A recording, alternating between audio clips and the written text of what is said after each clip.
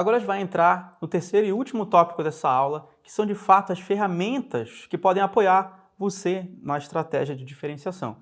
E eu reforço aqui, desde já, não é bala de prata, não é porque você vai usar essas ferramentas que você vai conseguir criar uma diferenciação da noite para o dia. Framework é um apoio, é uma coisa que ajuda você a consolidar pensamento, estruturar ele, conversar com outras pessoas da sua empresa. Eu particularmente acho alguns frameworks bem valiosos, mas ele é só um pedaço da estratégia toda. Ele não conta a história completa, então você precisa sempre ter esse cuidado. De qualquer maneira, vão ter exemplos legais, vão ter cases legais aqui para você usar e vão ter templates para você poder usar também assim que quiser na sua empresa, no seu produto. Mas antes da gente começar, eu queria reforçar um ponto aqui, que você já viu ao longo dessa aula, que a diferenciação baseada em produto é passageira. E produto é só um dos 4 P's do Kotler, que você já viu, já conhece esse modelo. Mas quando a gente for pensar em diferenciação, a gente tem que estar pensando em produto, em preço, em praça, em promoção, no mercado-alvo. A gente tem que estar pensando nisso, porque é a junção dessas coisas que forma essa estratégia de diferenciação. Ah, Marcel, mas eu só toco produto, eu sou líder de produto, eu não consigo influenciar em promoção, em praça, em preço. Consegue sim. Você consegue ir lá se comunicar com as pessoas das outras áreas, montar uma estratégia em conjunto. Principalmente você, uma pessoa líder ou uma pessoa bem senior, tem que conseguir articular essa união das áreas para montar essa diferenciação de médio e longo prazo. Então é importante você também olhar esse modelo e talvez tentar encaixar uma estratégia aqui. Porém, o que eu quero de fato aprofundar como modelo que eu acho também bem útil, é as 5 forças de Porter. Eu trouxe aqui um estudo de caso do Uber, que me esforcei para ser uma empresa que a maioria das pessoas conhecesse, eu acho que todo mundo que faz esse curso vai conhecer, para a gente conseguir conversar um pouco melhor. Nas 5 forças de Porter tem novos entrantes, clientes, substitutos, fornecedores e ali no meio a concorrência. E como é que a gente pode pegar esse modelo e cascatear ele para a gente conseguir aprofundar em cada um desses pontos?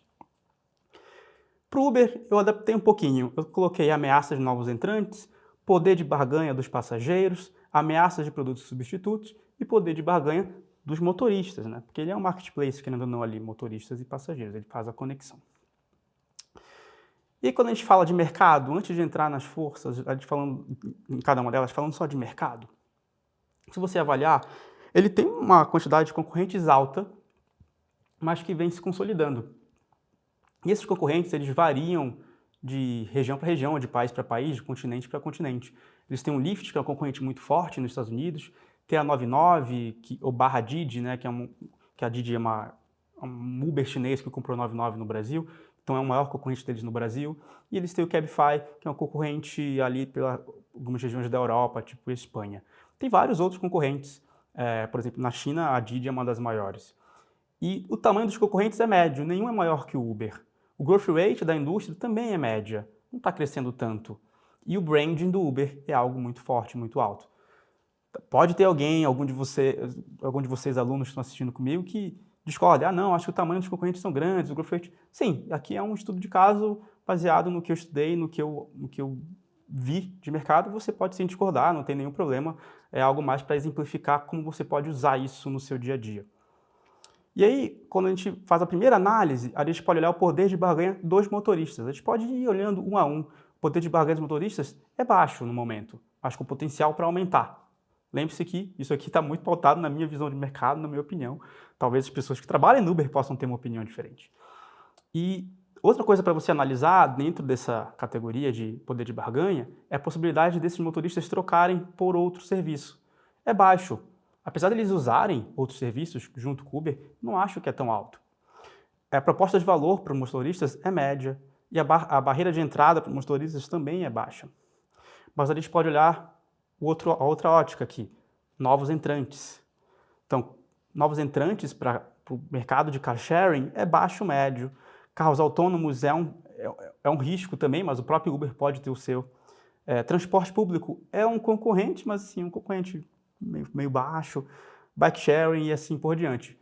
Home office também é um problema para o Uber. Se a gente lembrar, em tempos de pandemia, a Uber teve um declínio muito grande em quantidade de corridas. Aí a gente pode fazer outra análise, ameaça de produtos substitutos. A barreira de entrada para produtos substitutos é muito alta. Você conseguir escalar uma operação gigantesca do Uber no mundo todo, super complexo. E a força dos incumbentes é baixa. A capacidade do setor de gerar receita também é baixa. É um mercado extremamente difícil de gerar receita, com uma margem muito apertada, e isso é uma ameaça para o mercado como um todo, né? Pode facilitar ali a entrada de algum player que queira, talvez, queimar mais caixa e tudo mais, como o Uber fez durante muito tempo. E aí eles têm ali do outro lado o poder de barganha dos passageiros, muito similar ao do motorista, só que sob a outra ótica. Então, você pode usar essas forças de Porter para fazer análise do seu produto, da sua empresa, para começar a ver riscos e definir mais ou menos, né, de novo, muito macro, um caminho de onde você vai seguir. Mas aqui ainda é algo bem alto nível. Onde eu quero mais aprofundar é nesse modelinho aqui, que foi o que eu falei lá no começo da aula, que a gente ia ter uma ferramenta como aquela, que eram os gráficos, que é muito parecida com essa foto aqui, que se chama Strategy Canvas. É uma ferramenta, vai estar no Google Sheets, já vou abrir para você ver, mas ela facilita você a perceber o valor que cada indústria gera, o que cada empresa oferece ou o que ela não oferece, e em cima disso você consegue montar uma estratégia de aonde você vai se diferenciar. E existem algumas perguntas chaves para esse modelo, que é qual dos atributos do mercado que são vistos como comuns o seu produto vai eliminar, não vai fazer, deixa o mercado fazer, o seu não vai ter. Quais são os produtos que podem ser reduzidos abaixo do esperado do mercado, que o seu produto não vai fazer? Vamos pegar um exemplo, o hotel lá de Los Angeles, que cria muitos picos. Eles claramente reduziram a beleza do hotel, né? a qualidade do ambiente. Não era o foco deles, eles reduziram isso e focaram em outras experiências para criar o pico, que é o que a nossa memória vai gravar. Quais atribuições devem ser elevadas para cima do padrão do segmento? O que você quer deixar acima? O hotel, de novo, fez coisas incríveis ali. E quais atributos que não são oferecidos pelo setor que a sua empresa, o seu produto podem criar? Essas são as perguntas chaves para esse framework e a gente vai aprofundar agora com vários exemplos aqui e vou deixar também um template para você conseguir usar na sua empresa. Os exemplos que eu separei foram 4, mas são só de 2 categorias, mas são 4 exemplos. O primeiro é Nubank versus bancos tradicionais, e aí depois a gente vai olhar Nubank versus bancos tradicionais versus Banco Inter ou qualquer outro banco digital que você possa considerar ali na categoria. A gente vai aprofundar nesses aqui agora. Então, para deixar mais claro para você como funciona esse Canvas, antes da gente entrar nos exemplos, é o seguinte, o que você vai eliminar, ou seja, você vai zerar, você não vai fazer, fica sempre ali logo no comecinho, à esquerda. Você tenta colocar no meio o que você vai reduzir, e aí você coloca mais na ponta da direita o que você vai elevar, e você coloca ali no finalzinho o que você vai criar. Pode ser uma proporção diferente, você pode eliminar mais coisas e reduzir menos, ou criar mais e elevar mais. Você pode fazer uma proporção, mas o ideal é você tentar separar, eliminar, reduzir, elevar e criar, para ficar visualmente mais fácil para você ver aonde você está de fato eliminando coisas e onde você está de fato criando coisas. Tá? Então vamos agora entrar nos exemplos que eu separei. Bom, agora a gente vai aprofundar nesse Canvas, que é uma planilha / Canvas, mas o nome dessa ferramenta é Strategy Canvas. A gente vai aprofundar num exemplo inicial do Nubank, logo quando ele começou, ali em 2014, 2015, versus os bancos tradicionais, Itaú, Banco do Brasil, Bradesco, Santander, como eles fizeram isso. Esse é o gráfico que na minha análise ficaria, mas antes eu vou explicar outra parte para vocês, a parte da metodologia. Primeiro você define aqui o elemento de valor. Por exemplo, limite de cartão de crédito, agência bancária, seguro de vida, investimentos, cartão alta renda, abertura de conta online, se é um produto exclusivo ou não, atendimento, cartão de crédito sem taxa, conta corrente sem taxa. São elementos de valor dessa indústria. Tem vários outros, claro, mas aqui é para você entender como funciona essa metodologia. Depois que você define os elementos de valor, você coloca as empresas que atuam nesse setor e dá uma pontuação para cada uma delas. Então, aqui no caso do Nubank, por exemplo, na minha análise, o limite de cartão de crédito ficou menor que o dos bancos tradicionais. E até hoje é assim, né? Eles dão menos crédito. Então, qual foi a ação que o Nubank fez aqui? Ele reduziu essa parte. Ele viu que o padrão da indústria era dar muito crédito, ele preferiu ser mais conservador e dar menos crédito. A agência bancária. os bancões tinham e tem até hoje. O que o Nubank fez? Eliminou. A gente não vai ter agência bancária, né? Virou, inclusive, algo muito forte do posicionamento deles para criar um grande diferencial. Seguro de vida. Naquela época, o Nubank não tinha. A gente não vai ter, vamos eliminar. Seguro de vida, investimentos, nada disso tinha. Nem cartão alta renda, que existe já hoje, nos dias atuais do Nubank, já existe. Mas também na época não vai ter, vai ser um cartão só, igual para todo mundo. Abertura de conta online. Apesar dos bancões, para alguns segmentos específicos, oferecerem uma conta online, não era o forte deles, não era uma boa experiência e eles forçavam você mais na agência do que fazer a conta online. Então, o que eu coloquei aqui? Os bancões, uma nota 4, de 0 a 10, e o Nubank com nota 10, porque era o foco principal deles, eles estavam elevando esse padrão da indústria. Exclusividade. Por que aqui eu coloquei 9 no Nubank e 5 nos bancões? No Nubank, se você lembrar bem, não sei se você viveu essa época, mas caso não tenha vivido, você vai saber agora, ali em 2014, 15, talvez até 16, acho que foi por muitos anos isso, você só conseguia criar conta no Nubank com convite de alguém que já tinha, tendo aquele efeito viral. E isso dava um senso de exclusividade. Ah, eu tenho Nubank, eu tenho roxinho, olha só que incrível. Então, durante essa época, eles tinham um fator de exclusividade muito forte, muito maior que o dos bancões. Que eu também dei uma nota, porque eles de fato têm, que é um cartão premium, um cartão black, ou então o Itaú Personalité, eles tentam colocar um ar de exclusividade, mas não é, né? O super foco deles ali, eles estão mais focados no varejão, é como o pessoal fala. Então, o que o Nubank causou aqui? Qual foi a ação dele? Foi elevar esse elemento de valor do mercado. Eles têm atendimento também. Então, o Nubank se diferenciou por muitos anos no atendimento, muito melhor que o dos outros bancos, principalmente nessa época onde eles tinham uma base de cliente muito menor. O que eles fizeram aqui? Elevaram esse elemento de valor também. E, claro, cartão de crédito sem taxa e conta corrente sem taxa, eles fizeram o quê? Eles criaram a ação. Eles criaram esse elemento de valor. Pode ser que um bancão ou algum outro lugar oferecia um cartão ali sem crédito, uma conta corrente sem taxa, mas não era o foco deles, longe de ser. Então eles criaram um fator na indústria e conseguiram se diferenciar muito fazendo isso.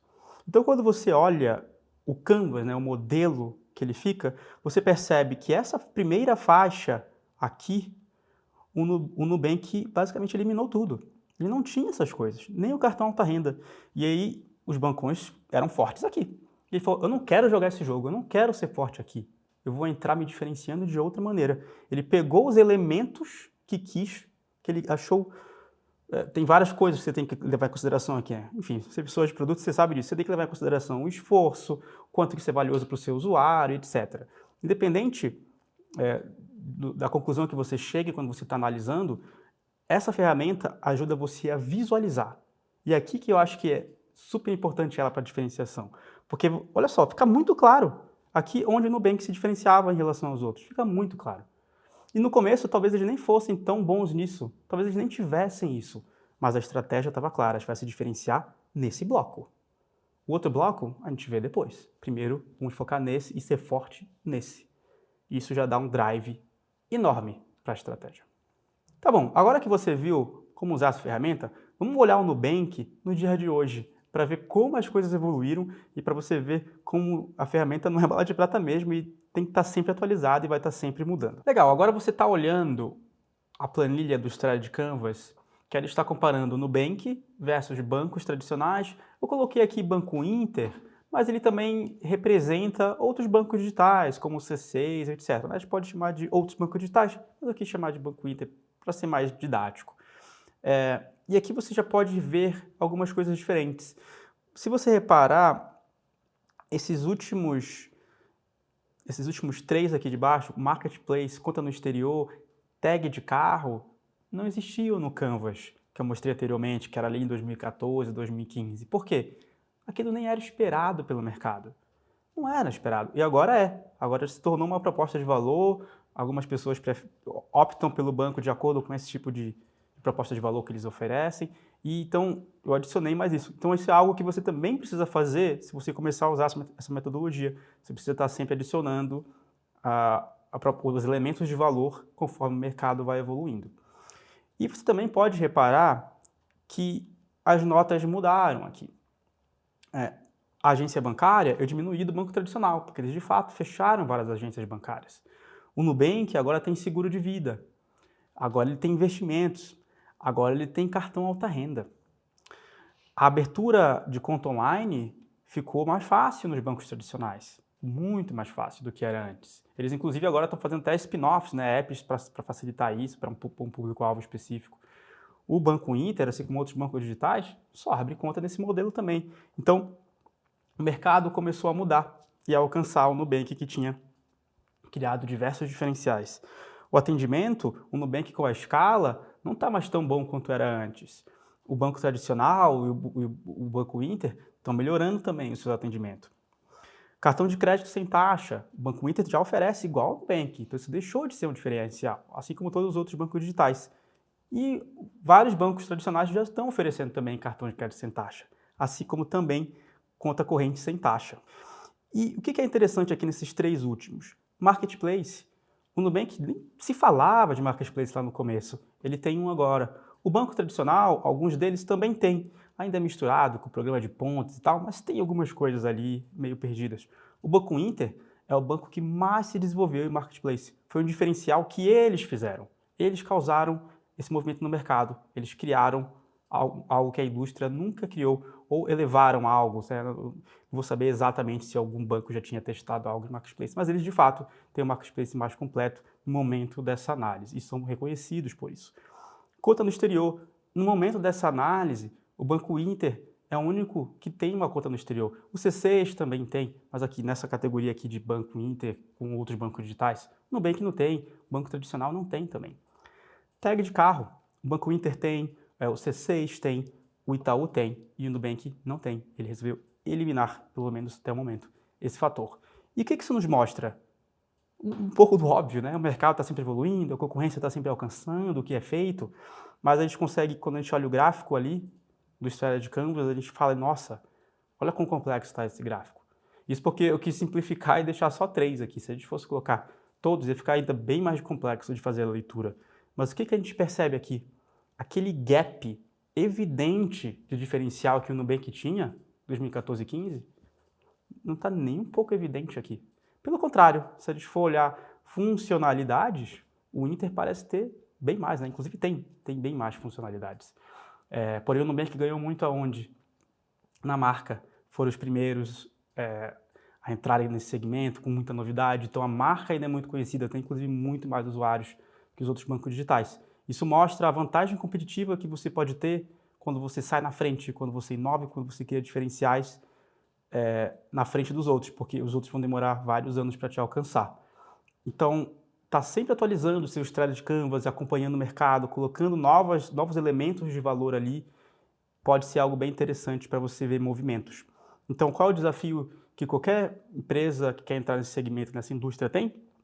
É olhar e falar, ok, onde eu vou conseguir me diferenciar? Onde eu quero jogar melhor do que outras categorias? Em qual categoria eu quero me destacar? No próximo exemplo, a gente vai entrar num outro segmento, no segmento de streaming, falando sobre Netflix, para exemplificar um pouquinho mais.